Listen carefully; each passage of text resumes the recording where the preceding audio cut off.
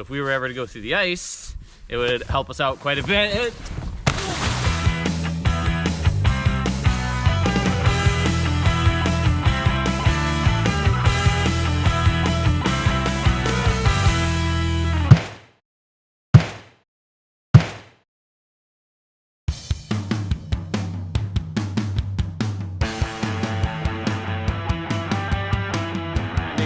Brad the Baker here with Hunt Fish Camp. Ice fishing season is coming. We're getting excited. It's cold. We've got snow on the ground. The ice is starting to form.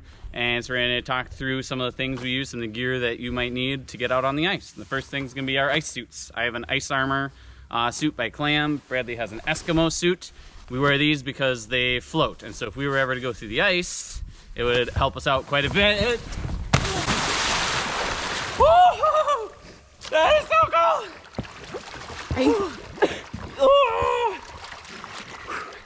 And it does float. That's good.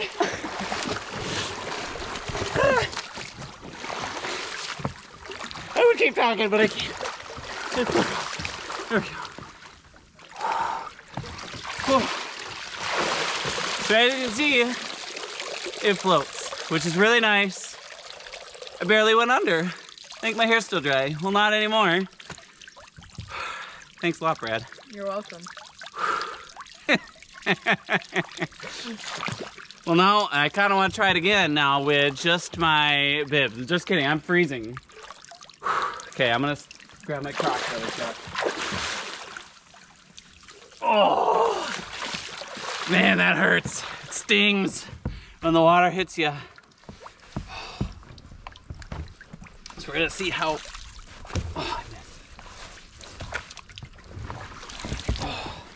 How cold you get after 20 minutes? Well, we're seeing how the suits hold up in the water. That cold hits you hard. It knocks the wind right out of you. But I floated there. I completely just floated. Someday I'll try it again with just my bibs on, because I oftentimes fish with just my bibs on, so I'd be kind of curious about that. I actually feel warm at my core right now already, which is kind of crazy. My toes are absolutely going numb really fast. My hands are going numb really fast standing here. And now my bibs are really, really heavy too, which I assume they would still float. I don't know how long they would last, but whew, I feel awake right now. That's pretty good. All right, we gotta go in. We'll find out how long it takes to dry this back out, because ice fishing season is coming and I'm gonna need this very soon. Let's get back to the house where it's warm. Okay, so what you just saw, we were on the dock back here, and this guy pushed me in the water, and we were testing the bibs to see if they floated. Now we're on land now because our dog's being crazy and bouncing the camera around, so we're gonna shoot them up here instead. They're still being a little bit crazy. We just want to talk about the bibs. So if you're looking for a set of bibs and jacket for ice fishing, we're just gonna tell you what we've got. It's not necessarily the best. What works for you is gonna be best for you. So I've got ice armor by Clam. These are the Rise Float bibs. So the cheapest version that they have out there. And so the things that I like about them, obviously they're excessively warm. It's actually something I don't like. They are too warm. I rarely wear my jacket. So normally when I'm ice fishing, I'm using just the bibs and a sweatshirt, or my lightweight coat as underneath, because otherwise I'm getting too hot because I move around a lot. They have padded knees, so that's really, really nice. And I like that they zip all the way up, so I can put my big heavy boots on and then I can put these on, is the main thing there for me. Pocket wise, extra features is kind of the same for everybody. These have cell phone pockets, which are kind of nice kind of deals. The couple things that I do not like.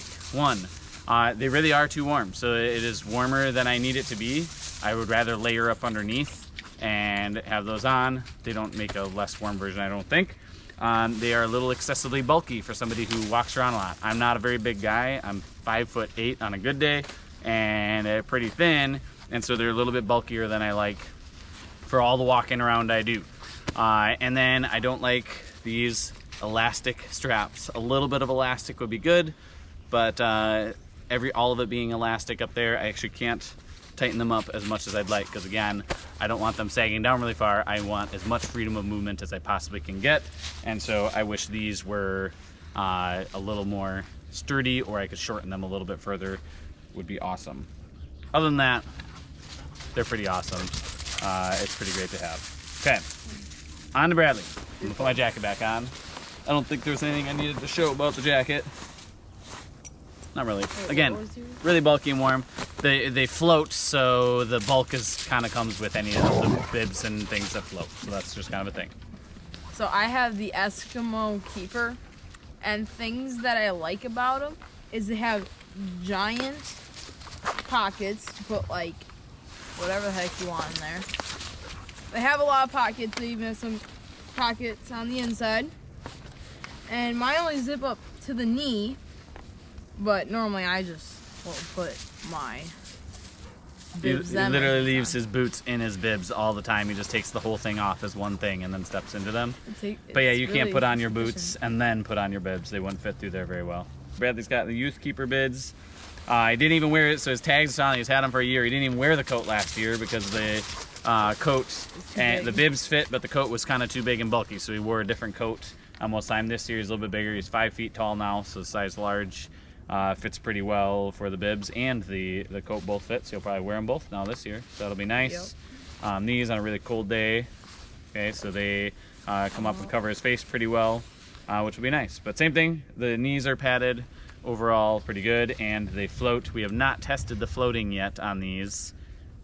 Maybe we will at some point. Maybe in the summer we'll test the floating for his. He didn't want to get into the freezing cold water, so but it's a big deal having that float ability for us, because we're going to be going out hopefully this weekend, 1.5 to 2 inches of ice. You shouldn't go out on that ice unless you are prepared for that kind of ice, and you shouldn't go on that ice unless you really know what you're doing, because it's very possible to go through on that. And so being able to float will be a big deal. Hopefully this helps you out a little bit when you're looking, and obviously going in the water is kind of just crazy and silly, so seeing that float is nice. But really it comes down to go try on different pairs, whatever you can, to see what fits you best, because everybody's a little bit different, what you're gonna need. If you move around a lot, get the lighter weight versions. If you are a sit on a bucket in one place, get the heavier versions so you can stay warm.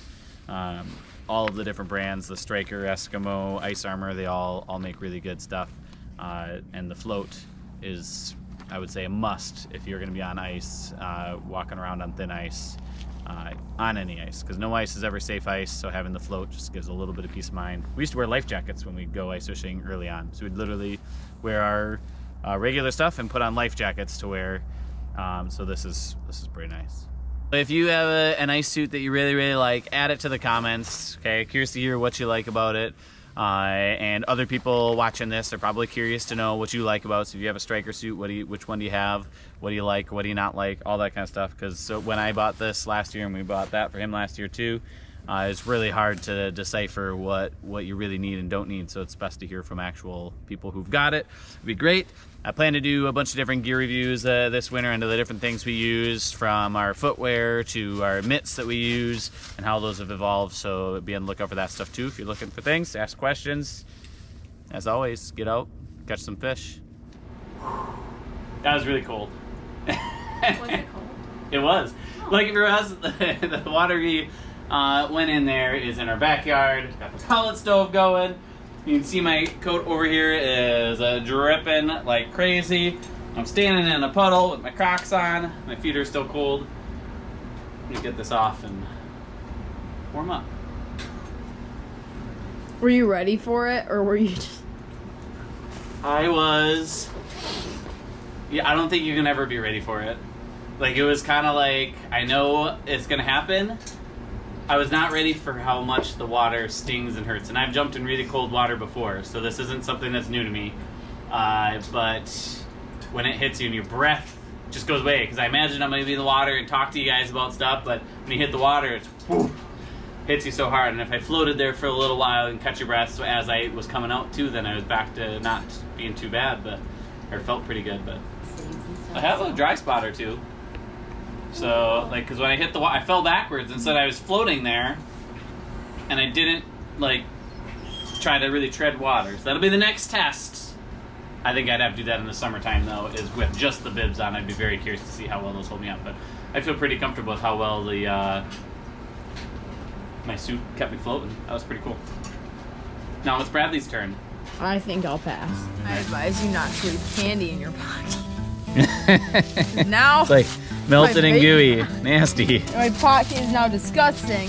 That's wonderful. Rub a fish in it and that'll help. Just me get pushed in by this guy. Ugh. Dogs.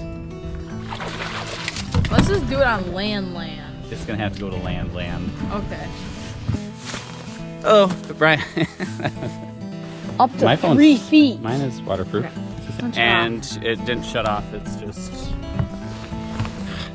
Let's start. Oh, sorry. Take 6, 5. Now you're able to just take them off and then just, put them on there.